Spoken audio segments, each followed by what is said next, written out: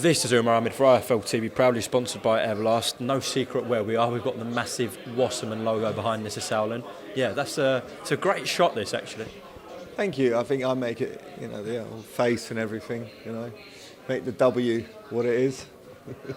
Yeah, I was referring to Nisse there, not the big W. But big times for Wasserman, yourself, your brother, inking this deal with Channel 5. I just had an in-depth conversation with your brother about that. But I guess the key takeaway from that is that you're not really in competition with Sky, BT, DAZN and the other platforms. This is about getting people's nans, as your brother said, this is a different reach that you can have, and even doesn't necessarily have to be the best fights or the biggest names, but this can reach, he wants 7 figures for fights like Adolfo Bentley. Is that realistic, Nisse? Yeah, no. Look, I mean, if you look at the history of Channel 5 and what figures they've done in the past with George Groves, I believe they had a peak of around 2 million. Eubank Jr, even was it Huey Fury, I think, against Sam Sexton did some crazy figures. So there's no reason why not. And don't forget we've got a lead-in of Josh Kelly, who's coming back. His star may have fallen a little bit, but everyone loves a comeback story. I believe Josh Kelly could be our next George Groves, without another loss. Just going through now to win the world title, hopefully. So, look, when you got a lead-in like that, I know that Channel 5 are really ramping up the promotional activity as well around it, the trailers, and we're going to really try our best to promote it the best we can. Absolutely. So, Kell was talking to me about how many shows that he wants to do with Channel 5 this year, and he said anything in the region of 5 to 10, and the point was quality over quantity. I'm sure that's kind of the aim for you guys as well. Yeah, 100%. I think we've, the first fight is we're coming out with quite a big bang with that. So four of those fights are, I'm thinking Ryan Kelly against Brad Paul's 50-50 fight. Harlem against Mashadod, great fight, great trade fight. I think Mashadod's still got a bit left. I think he was hard done by in his last fight a little bit. And Harlem could be a very big name in the future. Obviously, he's got that big surname.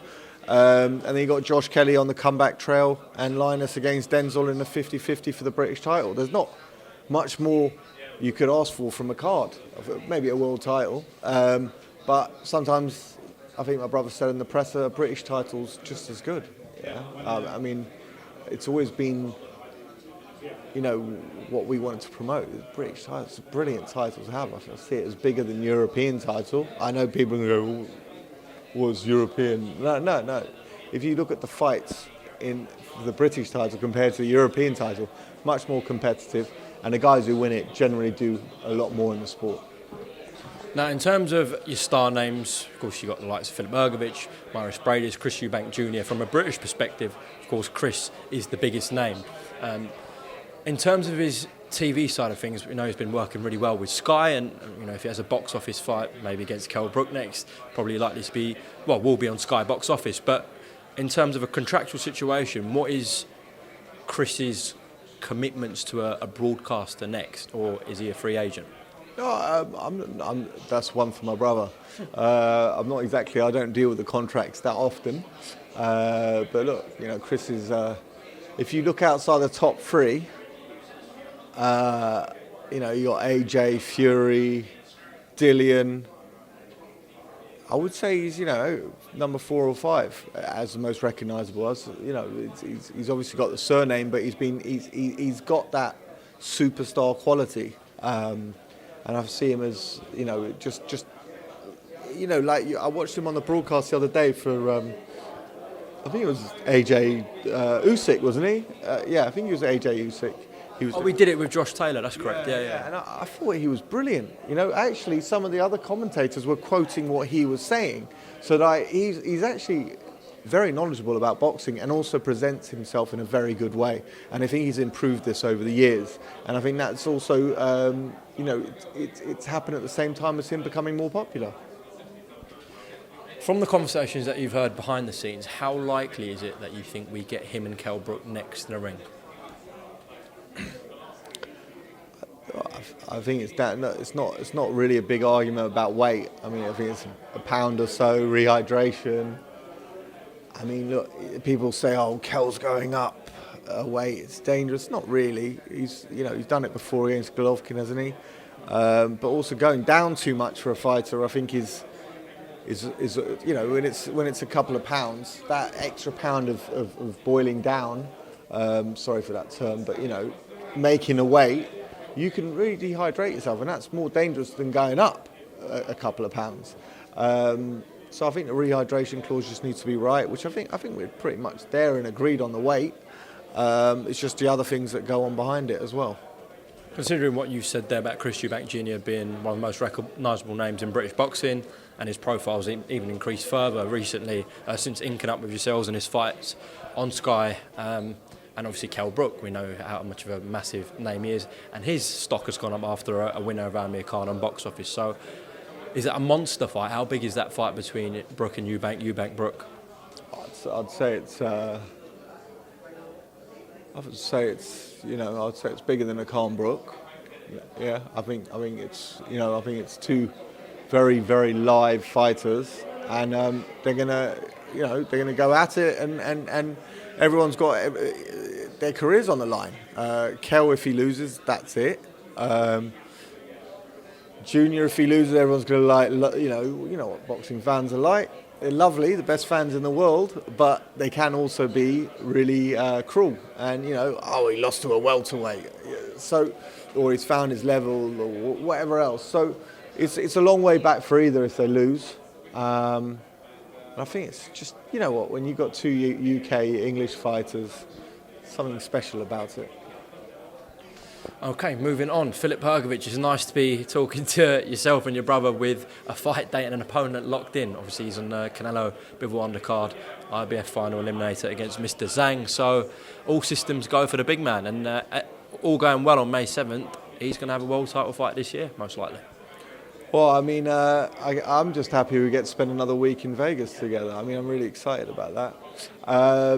Listen, respect to Zhang for taking a fight. I mean, how many times do we have to go through that IBF rankings?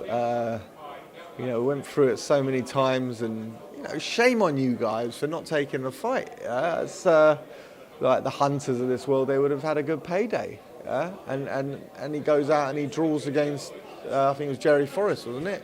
It's just like, and he should have lost.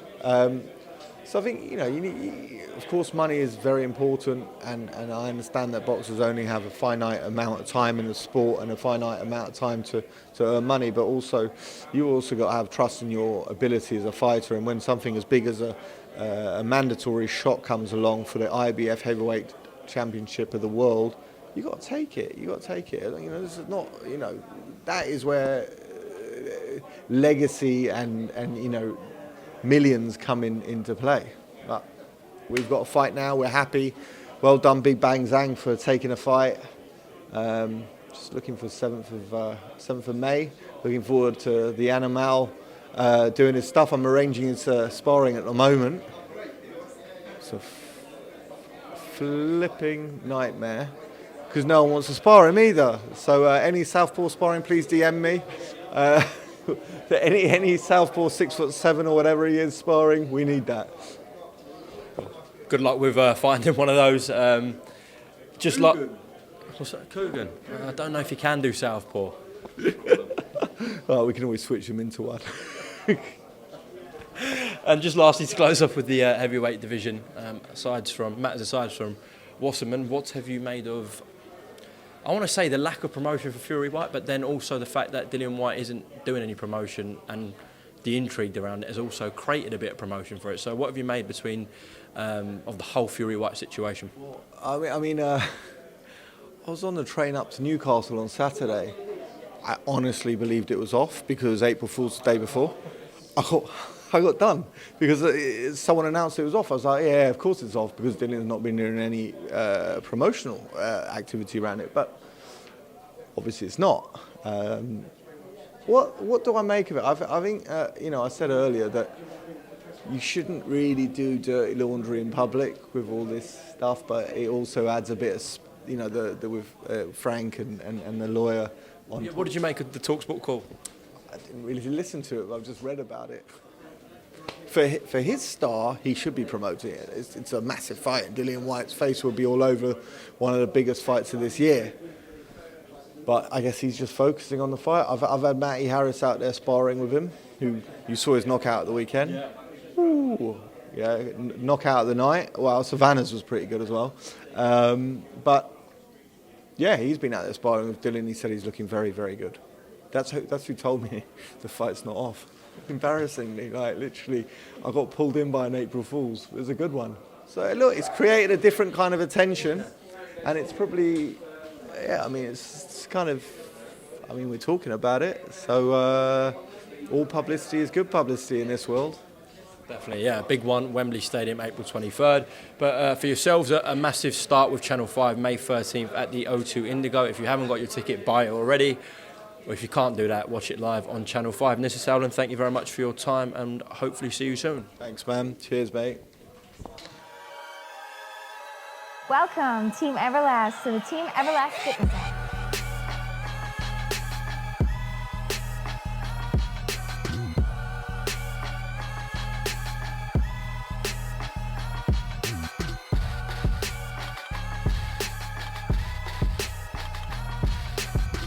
Download the Everlast Fitness app and find your greatness within.